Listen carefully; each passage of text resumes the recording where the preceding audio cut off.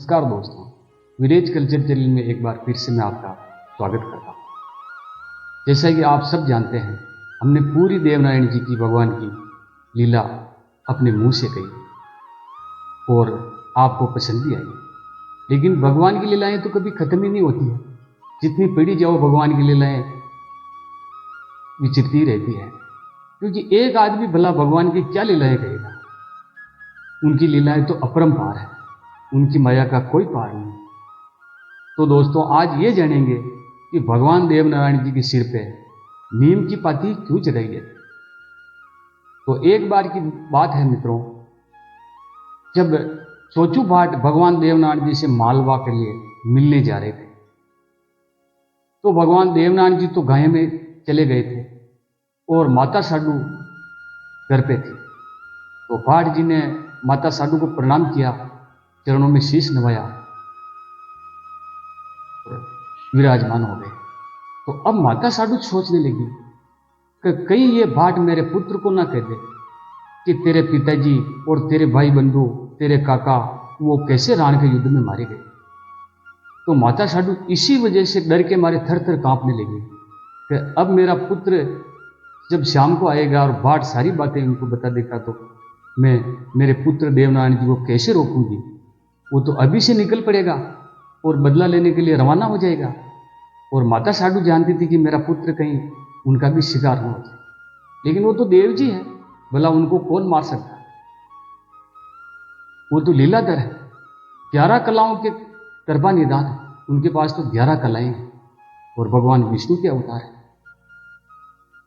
माता साडू हीरा से बोली कि जाओ हीरा, बाजार से एक 2 पड़ की तू हांडी लेके आओ और उस हांडी में 2 तरह की पड़ लाना।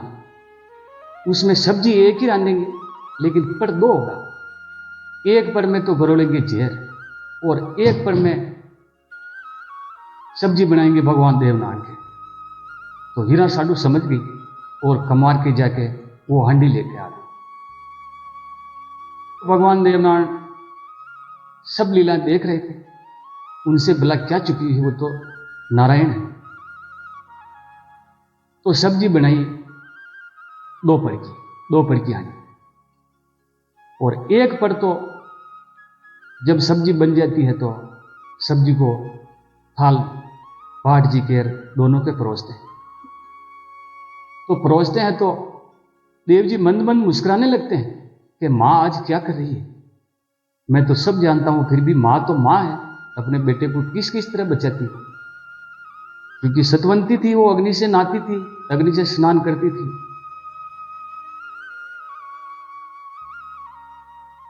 वो भोजन परोसा, देव जी ने झट से वो जहर की थाली अपनी ओर खींच ली, भाट जी को शुद्ध भोजन दे। माता साडू का कलेजा थर थर कांपने लगा कि मेरा बेटा जहर खा जाएगा। तो झट से माता साडू ने थाली रोकी और कहा, अरे बेटा ये थाली भाट जी के लिए, ये तुम्हारे लिए। तो देव जी मुस्कुराते हुए ले भाई कि माँ ये थाली जो ये थाली है, एक ही हांडी में सब्जी पकी हुई है, तो क्या फर्क पड़ता मैं इससे खाऊं और इससे खाऊं। लेकिन माँ है, ममता उसके दिल में, वो घबराने लगी। भगवान देवनारायण जी इशारों में वो समझाते हैं चिंता मत कर, और भगवान देवनारायण जी उस जहर के भोजन को खा लेते हैं। तो भगवान अपना कुल्ला करते हैं।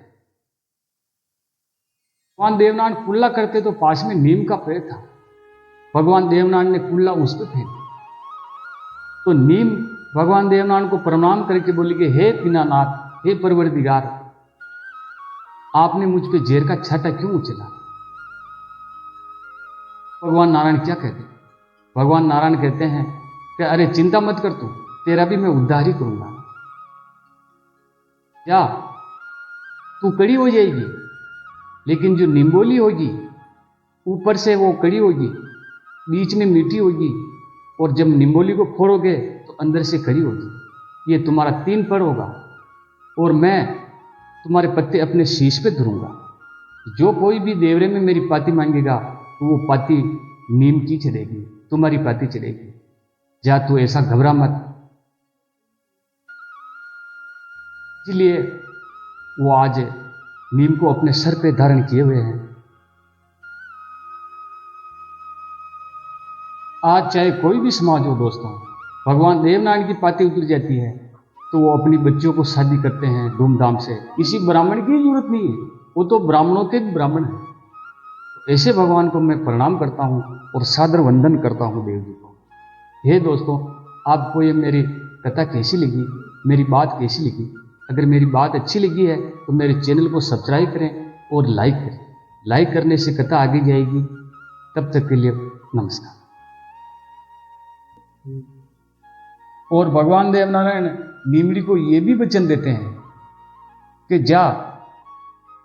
जब कोई भी कुंवारी कन्या का सावास हो जाएंगे तो उसे ब्राह्मण की जरूरत नहीं पड़ेगी। तेरे पत्ते तोड़ लाकर मेरे पाती चढ़ा देंगे और वो पाती मैं दे दूंगा, उसमें कोई बिगड़ नहीं पड़ेगा। तो भगवान देवनारायण जी नीमड़ी को कितना आदर देते हैं, नीमड़ी का किस तरह उद्धार करते हैं, ये आपने जाना। वो तो उद्धारों के भी उद्धार है। वो जिस किसी पे भी उद्धार किया, वो महान काम था भगवान का। तो ऐसे देव को हम सादर प्रणाम करते हैं। नमस्कार।